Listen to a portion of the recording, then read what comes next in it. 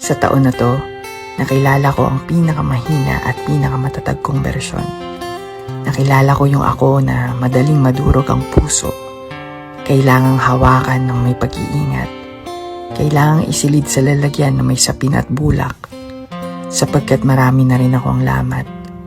Kinailangan ko ang mga yugto ng pahinga, ng pagiging marahan at pagyakap sa mga buwan ng kahinaan. Natagpuan ko rin ang pinakamatatag na ako. Yung ako na hindi napasuko ng maraming pagkabigo. Pinakamatatag dahil nandito pa rin ako. Hindi man buo, pero may tapang na pulutin ang mga nahulog kong piraso. Hawak ko pa rin ang naipon kong pag-asa para magpatuloy. Dahil marami pang taon ang daraan. At malay natin, sa susunod na taon, baka ang makilala natin ay ang bersyon natin pinakamasaya.